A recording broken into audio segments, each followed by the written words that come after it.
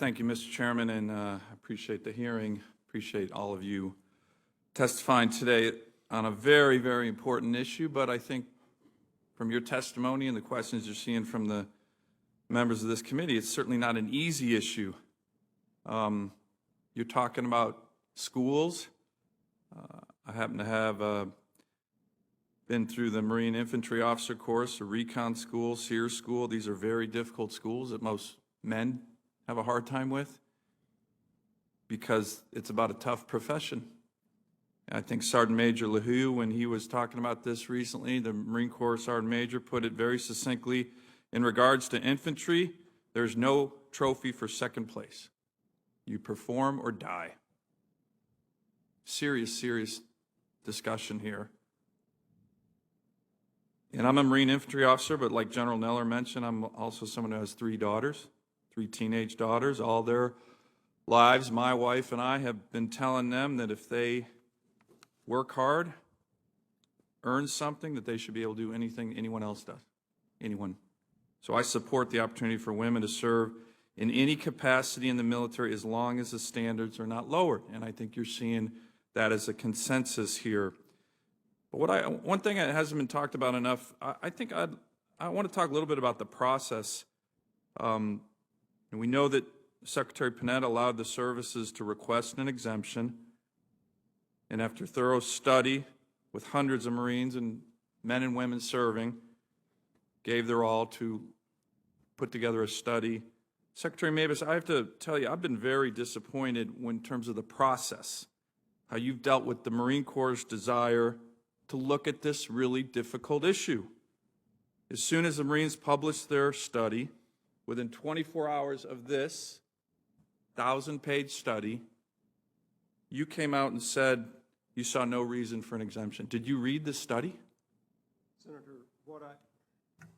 Senator, what I said, I had said countless times since the time that Secretary Panetta and Chairman Dempsey had done it, had set us on this path, that the presumption was that we were you said, I do not see any reason for an exemption the day after the study was published. Based on what?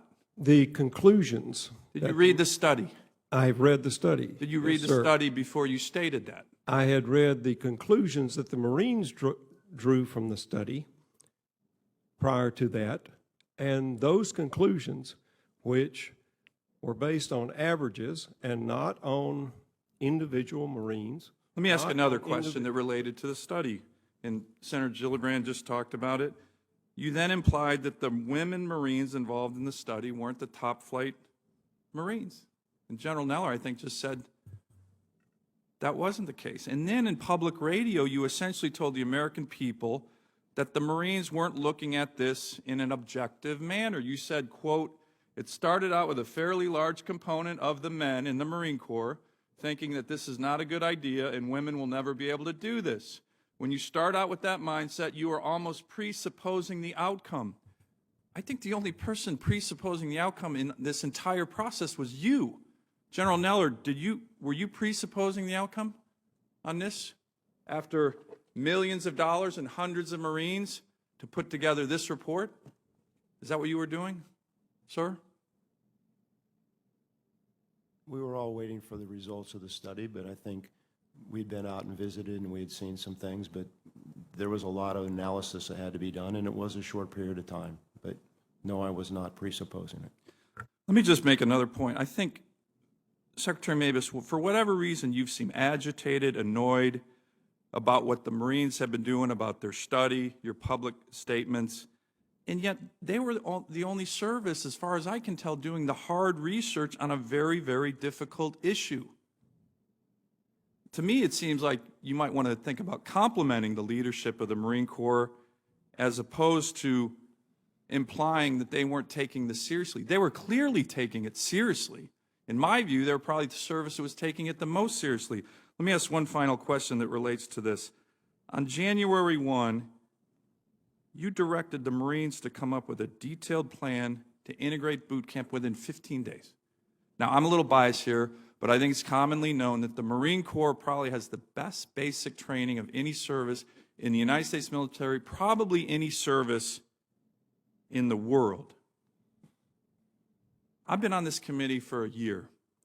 I don't think I've seen a more outrageous or ill-advised order from a service secretary to tell the Marines that they're going to take boot camp, which has been honed and put together for the benefit of the American people over decades, and you're going to tell them and order them to get a detailed plan in 15 days? Is that even remotely possible?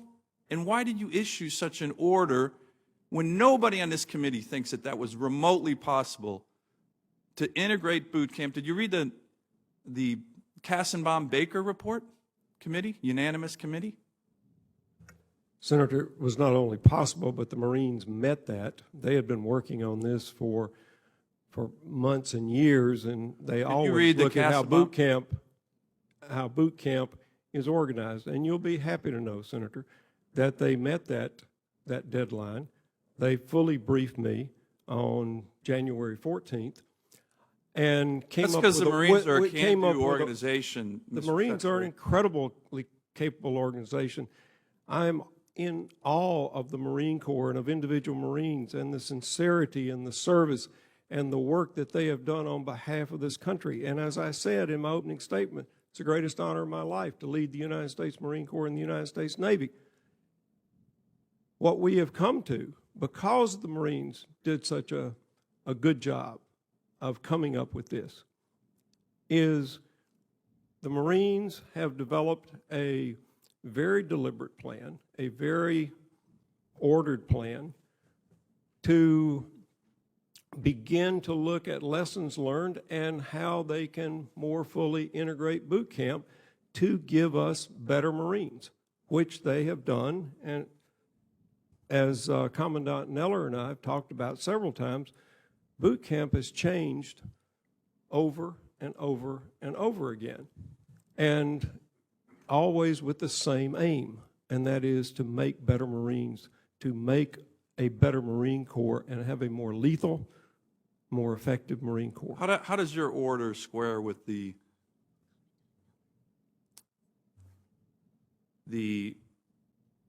Kassenbaum-Baker unanimous committee recommendation on the integration of our boot camps in the military? Well, Senator, I looked at all sorts of reports, but I also have drawn on my almost 7 years. It doesn't, in does this it? I mean, job. it directly contradicts the unanimous recommendation of that committee, right? Just for the record. I think that's a completely irrelevant point, Senator. It's not irrelevant. General Nell. Well, it's unfortunate. Your time has expired.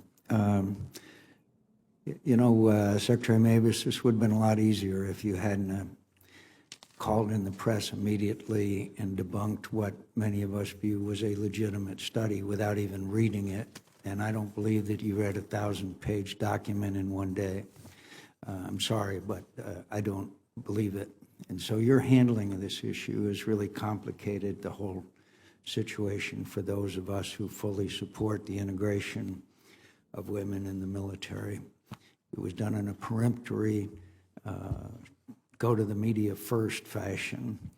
General Neller, I would just like to ask, do you want to, for the record, articulate the concerns that you have about this entire evolution?